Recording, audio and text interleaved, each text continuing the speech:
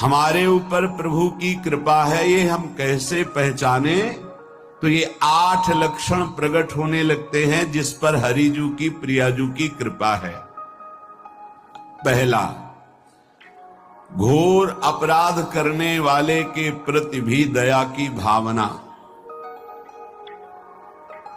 शांति पहला लक्षण है। भाव में भी पहले शांत भाव है। हमारे ऊपर श्री हरिजू की कृपा है, इसकी पहचान ये 8 लक्षण।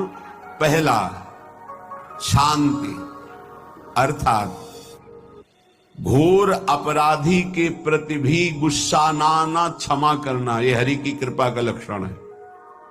देख लो भाई, घोर अपराधी शब्द तो जाने दो, जरा सा प्रतिकूल हो जाए तो लाख समझाओ पर भ्रकुटी तनी रहती है। भला ऐसा है? अपराधी पर भी क्षमा का भाव होना, ये हरि कृपा पात्र में ही होगा, अन्य में नहीं। तो अगर अपने हृदय में ऐसा लगे कि ऐसा नहीं है तो हरिजू से प्रार्थना करनी चाहिए कि कृपा करो मेरे में सामर्थ्य आवे। दूसरा, अनुसूया, वो किसी भी के प्रति कभी भी कोई दोष दर्शन ही नहीं करेगा। दोष कथन, दोष श्रवण की तो बात जाने दो।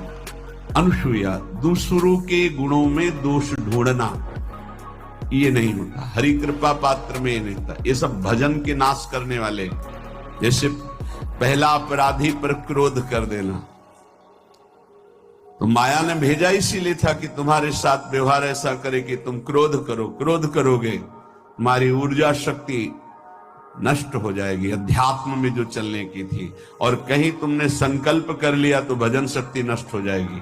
तो अगर भजन बल है तो गया, जरूर उसको दंड मिलेगा, पक्का मिलेगा, 100% मिलेगा, लेकिन आप खाली हो गए।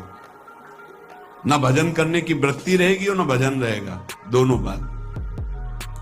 अनुसूया, किसी के सद्गुणों में दोष देखना, गुणों में दोष ढूंढना, ये हरि कृपा पात्र में नहीं होता।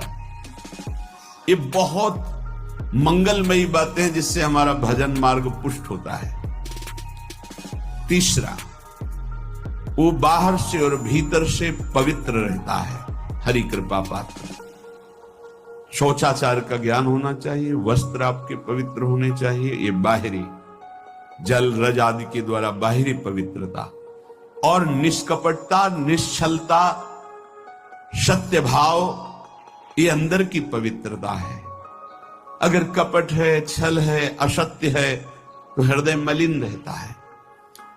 भीतर और बाहर से पवित्र रहना, इसमें खास बात क्या है? भीतर और बाहर से पवित्र रहने में, भीतर और बाहर से सदैव पवित्र कौन रह सकता है?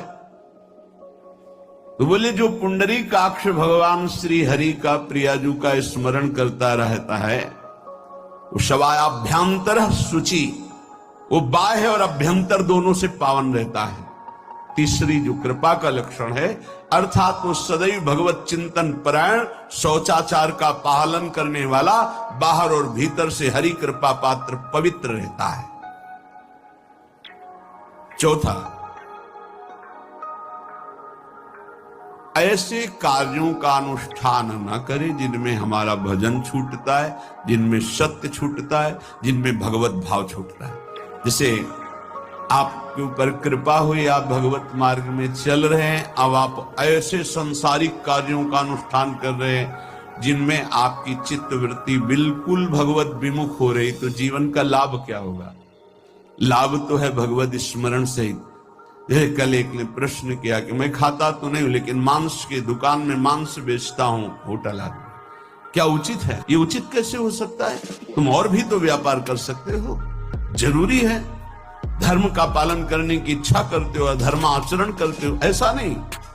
तो विरत बहुकर्मा, उन कर्मों से हमें विरत रहना है जो हमारे धर्म के विरुद्ध है, जो भजन के विरुद्ध है। हरि कृपा पात्र ऐसे कर्मों का अनुष्ठान कर ही नहीं सकता। अपने भजन का फल देखना भगवत कृपा पात्र के, सबको प्रदान कर देना। अपने भजन भजन के बाद इस भजन का फल हो, सर्वे भवन्तु सुखिना सर्वे सन्तु निरामयः। एक माला रोज आपके लिए करता हूं कि आपकी बीमारी ठीक रहे, तो शेष किसके लिए करते हो प्रभु? शेष अगर इष्ट और गुरु के लिए तुम्हारा है कि एक माला करते तो फिर इतनी माला करते तो हमें क्या होगा? तो आपको देंगे तो हमें क्या होगा? भजन करा से जा। छठवां, भजन से अपने लिए कुछ भी ना चाहना और दूसरों की तो बात जाने, दूसरों से कुछ ना चाहना ये तो ठीक है, अपने भजन से अपने लिए कुछ ना चाहना है हिम्मत। देखो ये हरि कृपा पात्र में हिम्मत होती है। अपना भजन अपने प्रयोग में ना लाना, इसका भी आंतरिक रहस्य है।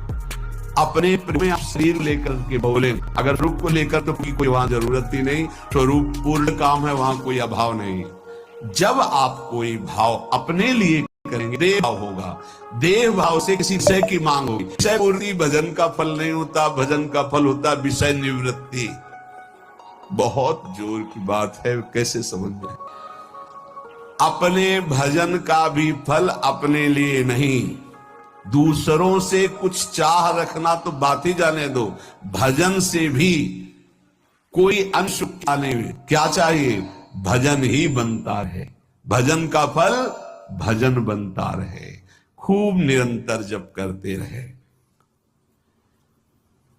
सातवां, किसी भी मान सम्मान कीर्ति पद प्रतिष्ठा के मिलने पर हृदय का असंतुष्ट हो जाना, यह हरि कृपा पात्र का लक्षण होता है। प्रणाम नमस्कार जय हो तो हृदय में असंतुष्ट हो जाना चाहिए, कोई किंचन मात्र अभिमान न उदय हो जाए। प्रभु बचाओ, ये माया की चकाचौंध से बचा लो नाथ। कौन सा अपराध बन गया कि आपकी जय की जगह यहां हमको ऐसा सुनना पड़े। मान प्रतिष्ठा कीर्ति जिसके लिए बड़े बड़े लालायित रहते, हरि कृपा पात्र को विष की तरह चुभती है। और आठवां, किसी भी प्राणी समुदाय से संबंध ना रखते हुए सब पर दया की भावना, सब पर कृपा की भावना, सब पर करुणा मैत्री पर किसी से ममता नहीं। ये सूत्र बहुत व्यवहार में प्रयोग करने योग्य है। सबसे करुणा और मैत्री पर किसी से ममता नहीं। करुणा तो करी भरत जी ने, मैत्री भी की मृग से, पर ममता रहित नहीं रहे। ममता कर ली तो अगला जन्म हिरण का हो गया। ममता नहीं रखनी, निर्ममो निरहंकारा। करुणा मैत्री तो करनी है, जैसे इसमें आदेश गीता में जी आदेश है, अद्वेष्टा सर्वभूतान मैत्र करुणैव च, पर निर्ममो निरहंकारा, ये साधक की चतुरता है। प्राणी मात्र पर दया कृपा करुणा मैत्री, पर ममता नहीं। ममता किसी से, और यहां करुणा मैत्री ये तो गायब हो गई, केवल ममता रह गई है।